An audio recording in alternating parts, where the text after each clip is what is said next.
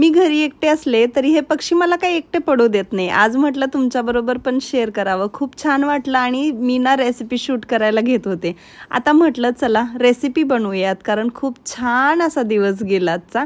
तर इथं मी काय केलं, 2 वाटी बेसन पीठ घेतलं, त्याच्यामध्ये 1 चमचाभर तांदळाचं पीठ, त्याचबरोबर 1 चमचा तीळ घेतलेले आणि कोथिंबीर, भरपूर सारी कोथिंबीर घातली। नंतर इथं आलं, लसूण, हिरवी मिरची, जिरे आणि ओवा याची भरड करून घेतली होती मिक्सरवरती, ती घातली। चवीनुसार मीठ, हळद आणि लाल तिखट, हवं असेल तर थोडंसं तुम्ही गरम मसाला पण घालू शकता।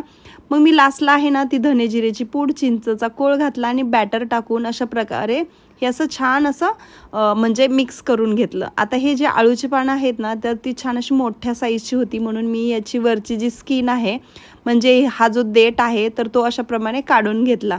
आणि हा जो बॅटर आहे ना, तर हे खूप जास्त घट्ट पण नाही केलं आणि खूप जास्त पातळ पण नाही केलं, मीडियम केलं। खूप जास्त पण घट्ट केलं ना मग ते असं छान बॅटर त्याच्यावरती टाईट म्हणजे असं राहत नाही। आता ही पानं आहेत ना, या साईडनी त्या साईडनी ठेवून हे सगळं बेसनपीठ त्याला लावून घ्यायचं। दोन्ही साईडनी पहिल्यांदा दुमडायचं आणि नंतर याचा असा रोल बनवून घ्यायचा।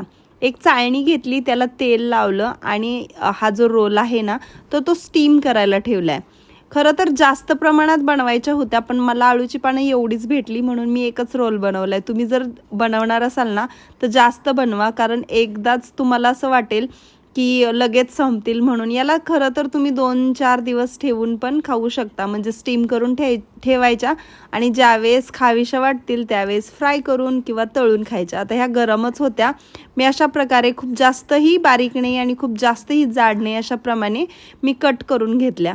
आणि आता काय करणार आहे, याला छान अशा तळणार आहेत, म्हणजे जर जेवण करायचं ना त्यावेळेस खरं तर तळल्या ह्या मी, आणि मस्त कुरकुरीत होईपर्यंत म्हणजे लाल कलर येईपर्यंत फ्राय केल्या। याच्यावरती हवं असेल तर तुम्ही एक्स्ट्रा तीळ पण अजून टाकू शकता बरं का। आणि छान गोल्डन ब्राऊन झाल्या की मग काढून घ्यायच्या। स्टीम पण छान लागतात, पण अशा तळल्या की मग काय त्याची चव अजून वेगळी। अगदी बाहेर मिळतात तशाच खूप साऱ्या लेयर्स पडलेल्या ह्या आळूवडी मस्त म्हणजे तयार झालेली आहे। याच्यावरती कोथिंबीर आणि खोबऱ्याचा किस टाकून मी सर्व केली। बघा किती मस्त असे लेअर पडलेत, जसं बाहेर मिळते अगदी त्याचप्रमाणे। घरात तर सगळ्यांना ही रेसिपी खूप आवडली।